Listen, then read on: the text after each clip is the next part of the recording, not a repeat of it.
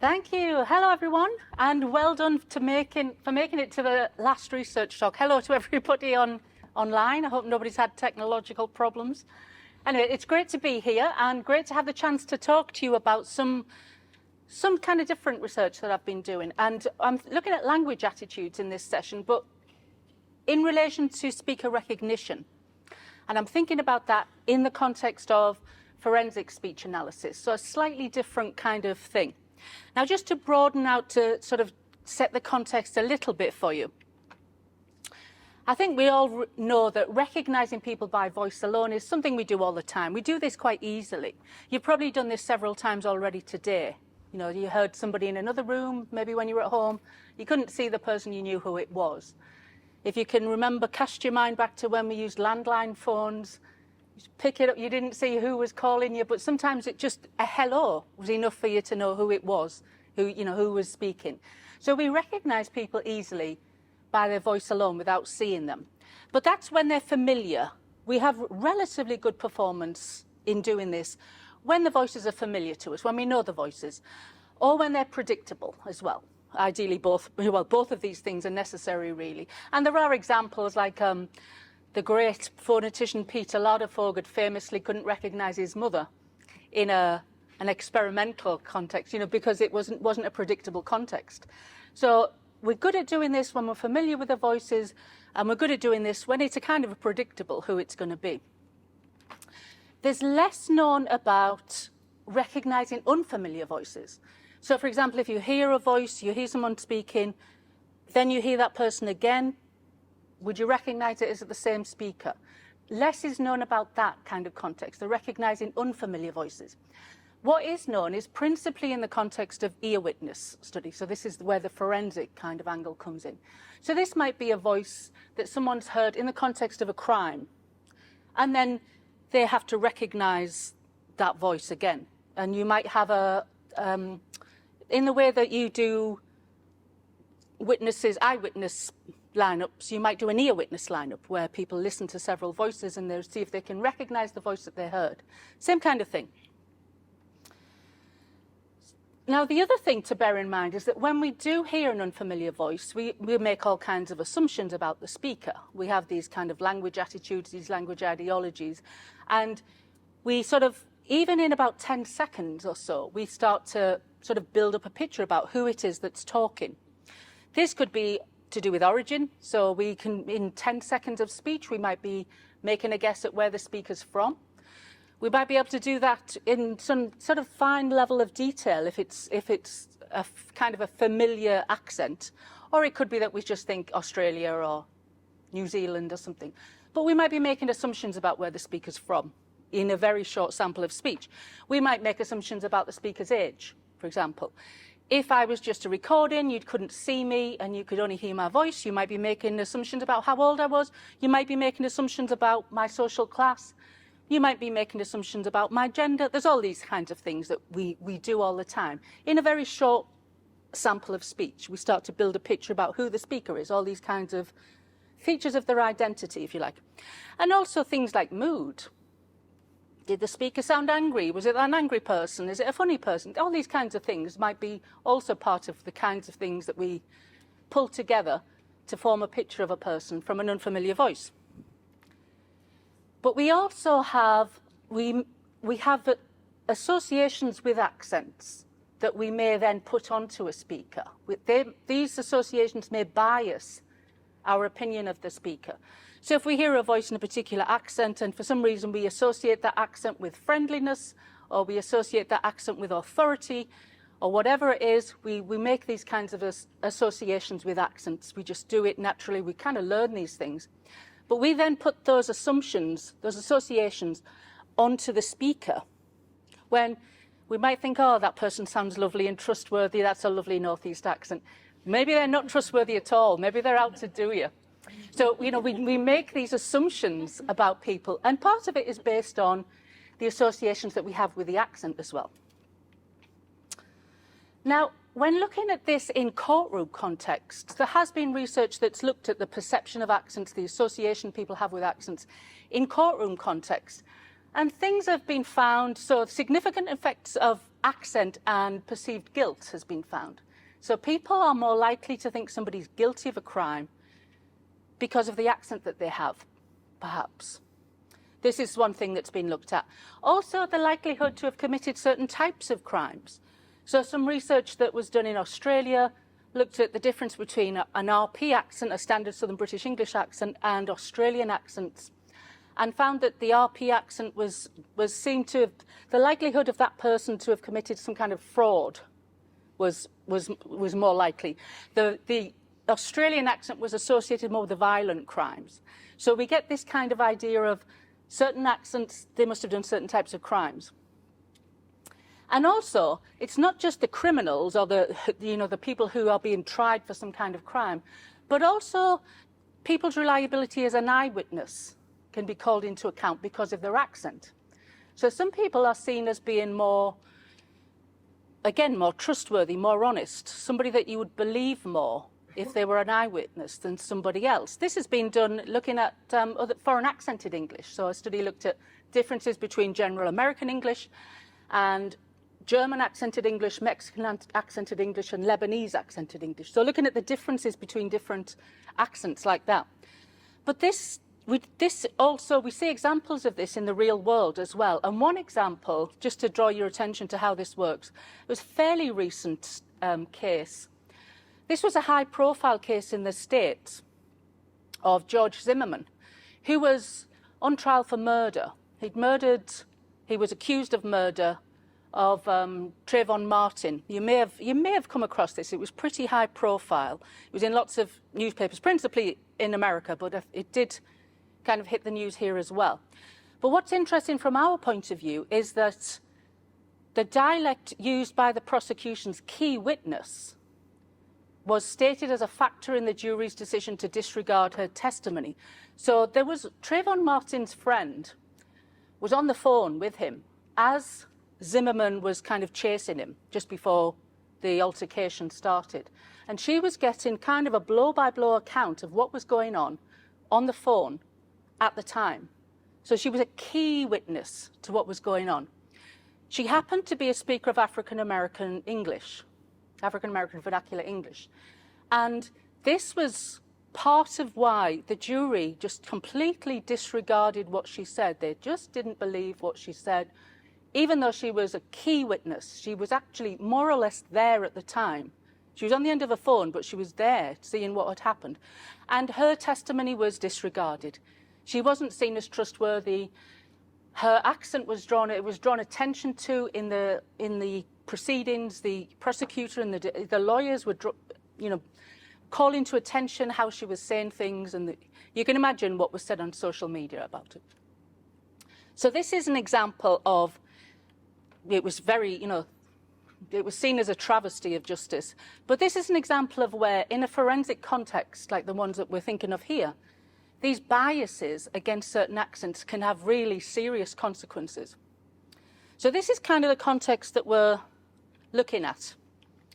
Now, one of the principal things that the expert phonetician, the forensic phonetician, or the forensic speech analyst does is forensic voice comparison. So this idea of comparing two samples of speech to see whether they came from the same person. So they may have a sample of speech from an unknown offender. This might have come from some threatening phone call, something that happened in a criminal context that involved speech. So they have a sample of speech of that, and they have to compare it against a sample of speech that they have from a known suspect. So they know who's talking. This is probably in the context of a police interview. They know who that voice belongs to, and they have to look at the likelihood that these two samples of speech came from the same person. Now, it's an extremely difficult task to do. As you know, how we speak varies all the time anyway. Depending on the context, depending on who we're talking to, all kinds of things affect how we speak. And so we vary how we speak all the time. But added to that, we have this, the unfamiliar offender sample. Maybe it was in the context of a threatening phone call, so the person was trying to sound threatening, trying to sound angry. There were these kind of things. Maybe it was recorded on a phone, or there'll be some channel mismatch. It won't have been recorded using the same kind of equipment. Maybe there was a terrible amount of background noise going on, All these kinds of things make this task much more, very, very difficult. Now, this type of evidence was first admitted into the UK courts in the 1960s, so it's been around for quite a long time now. There's now more than 600 cases a year that involve some kind of voice evidence like this. And we also have the Police and Criminal Evidence Act of 1984, which was kind of like a code of practice for how the police should behave. One of the things in that was that interviews had to be recorded, police interviews. So that there is the availability of pretty good speech recordings because of that. And so all of this has led to this development of forensic speech science as a field. And York is one of the real centres of excellence in this field. We've got a master's program in this. It was the first in the world, actually. So if anybody's interested in this, York is the place for this particular field of study. Now, the methods that are used to look at this, one of them is linguistic phonetic, and this involves people, expert phoneticians, expert linguists, who put headphones on and they listen. They listen to the samples of speech. They listen to the voices. They do auditory and acoustic analysis on the samples that they have. They'll do detailed transcriptions using the IPA, and they will definitely combine it with acoustic measurements of the consonants and vowels in the recording, the pitch, the voice quality. All these kinds of factors come into the description of the voice, a very, very, very detailed description by people who are absolutely expert in this field. And then there's an automatic speaker recognition method. This is done by machine. So this has minimal human input. And the voice is analysed holistically. So it's not breaking it down into consonants and vowels and pitch and voice. It's looking holistically. It's more to do with the shape of the vocal tract, what's been analysed. So why does our sort of speaker recognition, our ability to do this task, matter for forensic voice comparison, the task that the experts do in this forensic context? Well, looking at both of these gives us a better understanding of the relative performance of different methods. So how does the machine do compared to the human? But also, crucially, for what we're interested in here, human juries are often played recordings in court. So if you've ever done jury service, anyone? Yeah? Did it involve any kind of voice? Maybe not. Yeah. Well, you do get cases where the jury are asked to listen to voices, listen to samples of speech. They'll also probably get expert evidence from the forensic phonetician, but they might be asked to listen to these recordings as well themselves. But there's little consideration, or little is known about the factors that affect the human in doing this task, in making these comparisons of samples. So this is a project that I'm going to show you some details from. It's fairly new, this project. We haven't got the papers up and written yet. We're still working through the data, actually. So it's fairly new kind of research, this. But it's Humans and Machines, Novel Methods for Assessing Speaker Recognition Performance. That's the name of the project. And this is the team. We've got Vince, myself, and Thomas, who are based in linguistics. And then we've got Joe and Dan, who are based in digital creativity labs. And you'll see why they're on board in a minute. So this is the project. Some of the questions of the project, not all of them, but some of them concern how do different listener groups perform in speaker recognition tasks? So does familiarity with the accent improve the performance of, comparing and recognising samples of speech? And to what extent are humans affected by contextual information that occurs in forensic cases? So, for example, even the knowledge that it's a criminal case, would that affect how you heard the samples of speech? Whether there's other evidence from the case, does that make a difference to doing this task of comparing samples of speech? And being guided, if you like, by a forensic expert's opinion, which happens in a real context, in a jury context, you might well be given some guidance from what the expert says. So let me show you some of the methods, because I think the methods are quite interesting in this project. I'd like to show you them. Now, the speech samples, first of all. The speech samples that we used came from these three varieties of British English. So we've got standard Southern British English, Newcastle and Middlesbrough. So 2 from the northeast and then standard Southern British English. And the task is to compare paired samples of speech from, you're not comparing standard Southern British English from Middlesbrough, because unlikely that it'd be the same speaker. You're comparing within the accent.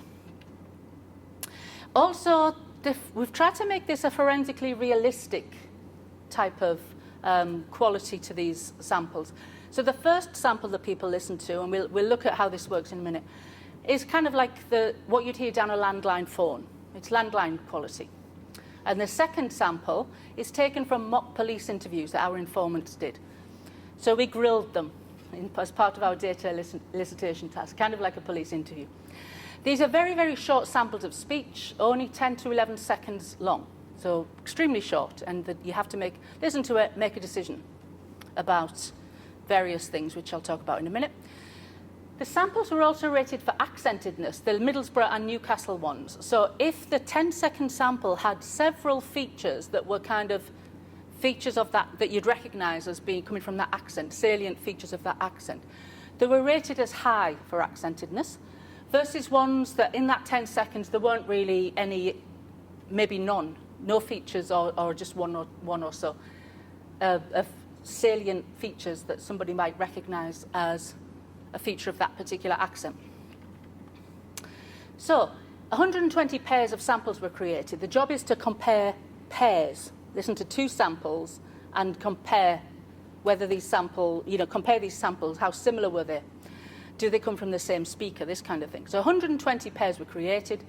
We had, from standard Southern British English, we've got 30 pairs. 15 of them are different speaker pairs. So one of the samples comes from one speaker, the other sample comes from another speaker, and then 15 were the same speaker.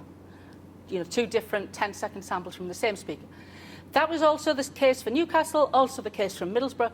And then we had this other category where they were different speaker pairs. One of the samples was from a Newcastle speaker and one of the samples was from a Middlesbrough speaker. So they were actually different accents that these people were using. So they were distributed into 15 blocks containing 8 pairs each. So these blocks were different levels of the game. I'll talk about that in a minute. And what we tried to do was create this kind of game that people were in, like a jury-based game, an immersive kind of game for them to play, rather than just going through this task of listening to one 10-second sample, listening to another 10-second sample, and answering something about it. That would be good at the beginning, but after a few, you'd start to be, is this going to end? Is this ever going to end? So we tried to put it into the context of a game. And so far, we've got over 1,500 participants, so we've got a good number. Now, the game, as such, I'm calling it a game, it has different levels. So that level 1 is the training phase. So this is just basically doing the task. And it's just for them to practice doing it, kind of thing. There's 8 pairs that they listen to, 8 comparisons that they make. This level is very important for us because we can compare this to the other levels. This is like our baseline.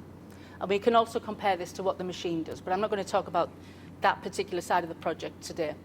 We then put them into this courtroom setting in level 2.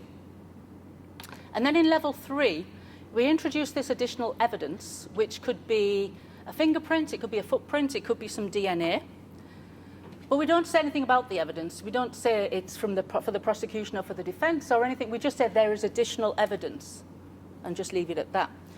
And then level 4 has the forensic expert opinion to guide the task, the comparison. Now, if this works, I'm going to show you the game. Let's see if cross your fingers.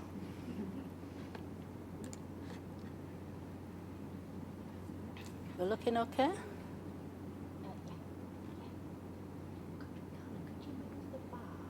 The bar? What bar? This? Can you just grab it?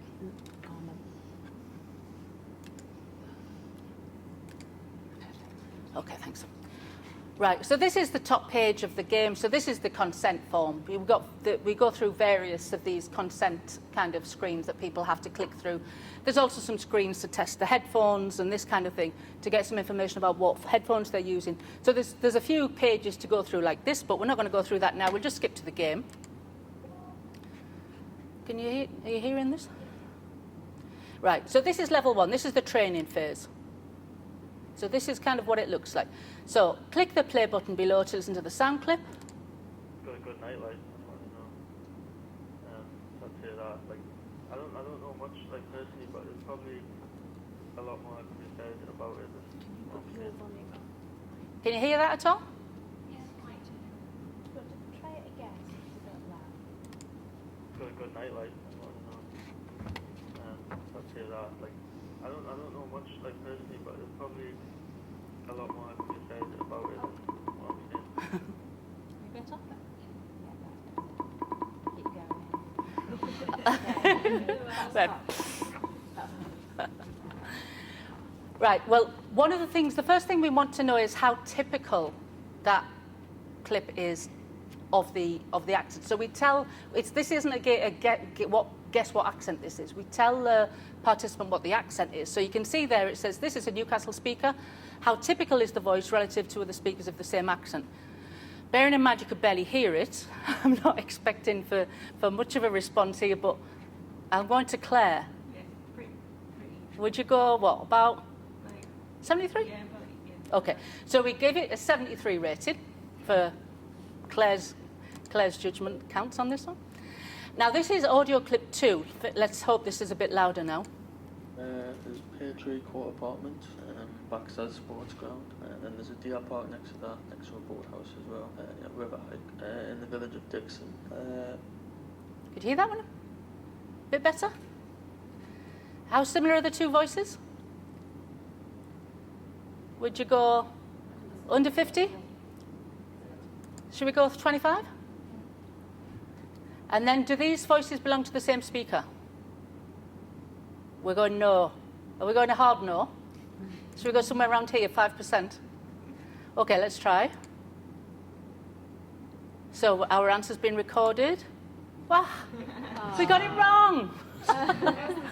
I think we can blame the fact that the owl let us down on the first one. So we didn't get that one right. Now, there's 8 of those, that's the training phase. We then go into this,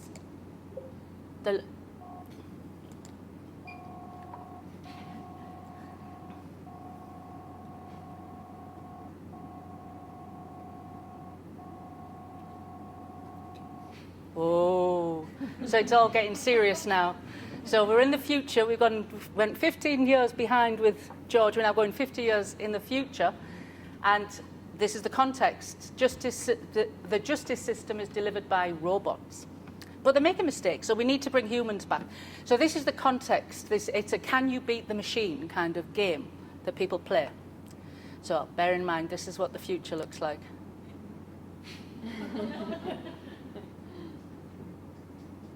Oh, you can barely hear the music, it's a shame. I don't know if you can hear that. So we've got flying cars. I think that's all we need to know, that there's going to be in the future. So here we've got, today's day 1 of the trial, where for the first time in decades a human jury will be examining audio evidence. What are you looking for, Sam? Make it louder for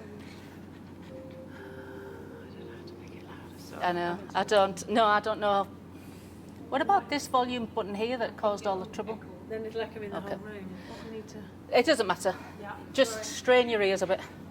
So this is the context. It's the first time in decades that a human jury are examining audio evidence. Groundbreaking trial could be the pathway back to human-only juries. So we're setting up the context here.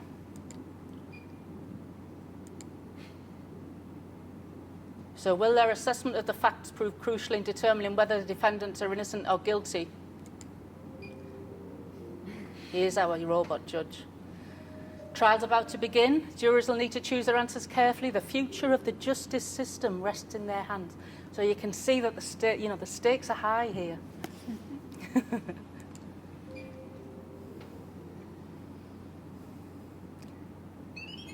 So this is what it'll look like in the future, by the way, if you're on jury service, just so you know. So this is the Supreme Court.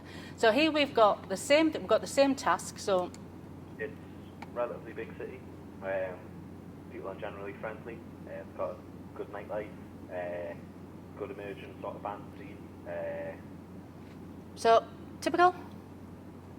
Yeah. Newcastle speaker. Should we go with about 81? Now here's the second audio. I got there at 8 o'clock in the morning and I left at 5:05, just before 6:15, almost 11 o'clock, about 6 o'clock in the morning. I was on YouTube, we watched a bit of TV, had a takeaway. How similar? Quite similar? Very similar? Not similar at all? I'm getting nods to every one of those. I'll go there just for no reason at all. So do they belong to the same speaker? I'm getting no's. I'm getting no's. Remember, we got this wrong last time. Let's go for it. So the answer's recorded. Yes, we got that one right. Yeah, we got that one right. So again, so in this jury kind of context, they go through 8 of these comparisons.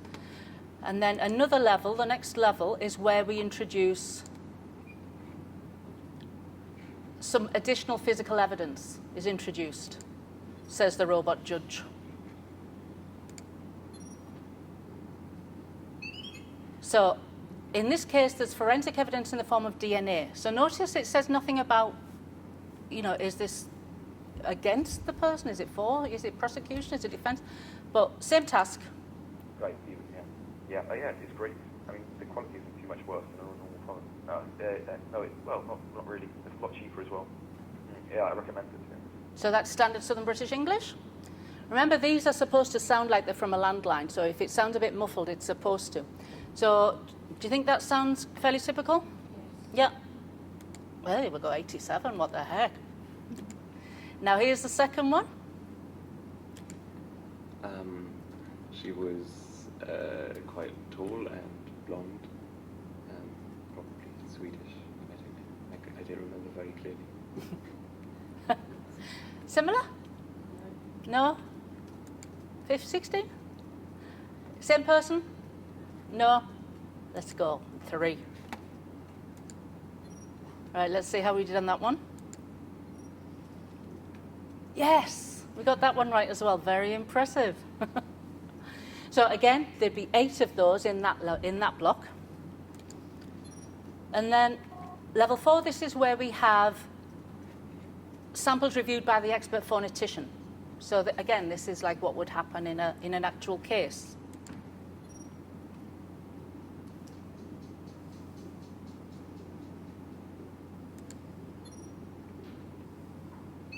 So here's our expert phonetician, Professor Ellis. And the voice evidence provides very strong support for the view that the recordings contain the voices of different speakers. That's what Professor Ellis is saying. So it was quite rough. Like, when I was younger, like in school and things, like there would always be like someone fighting, like you wouldn't be scared, but like it is quite rough. So that's a Newcastle speaker, quite typical.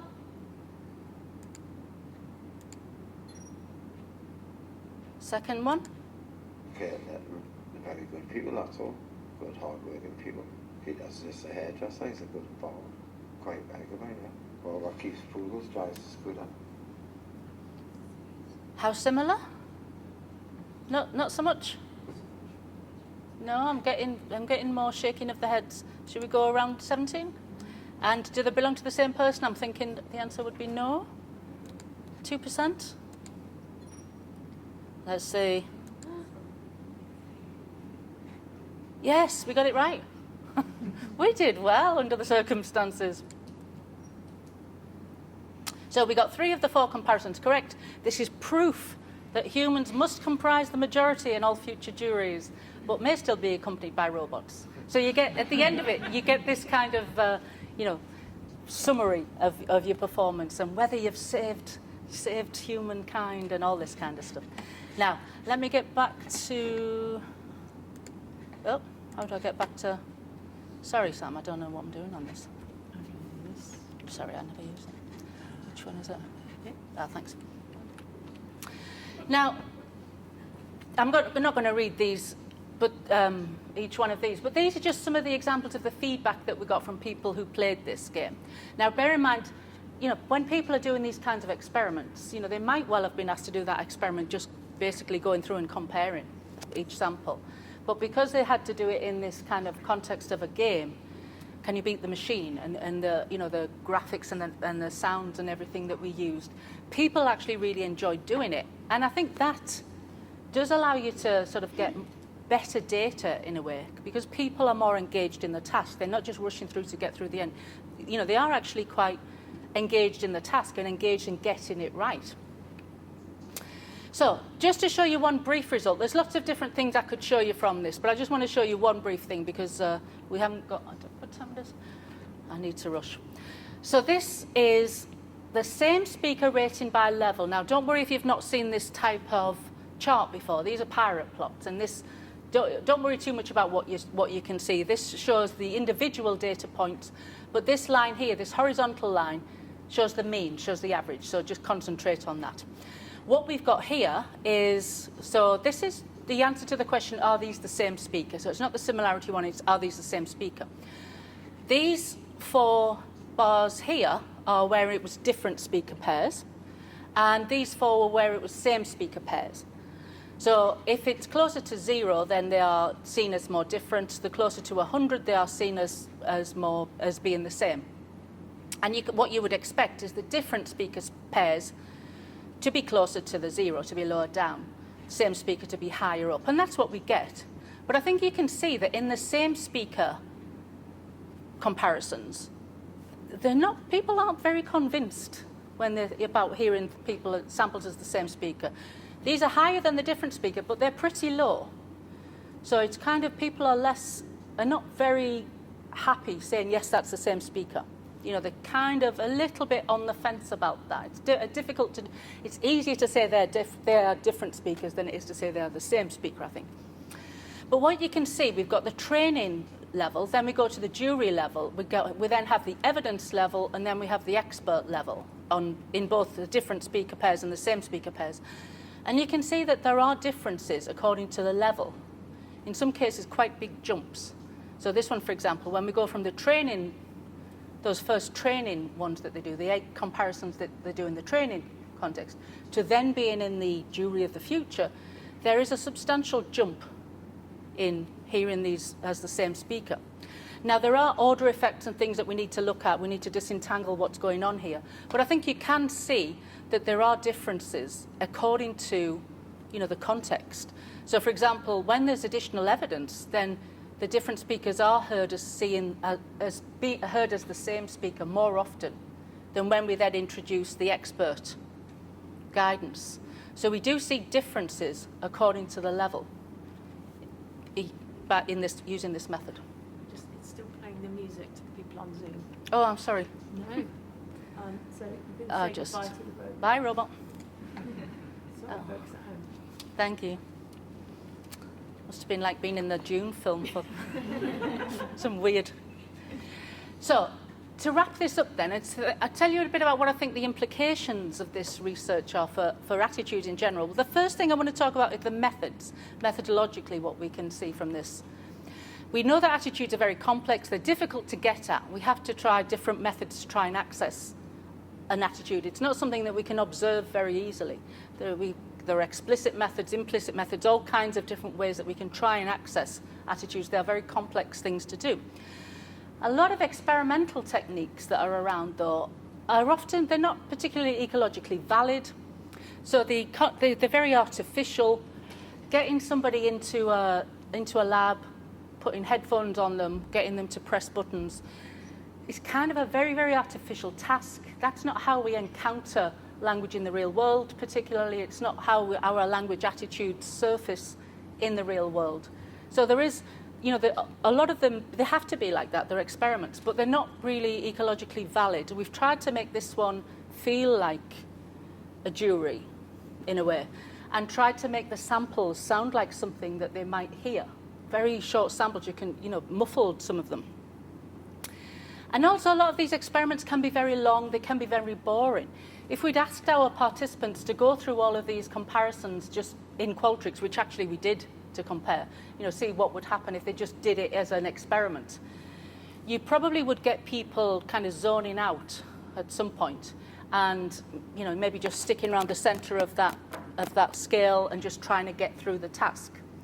But this way, I think it's hard to prove that this is better data, because what does that mean?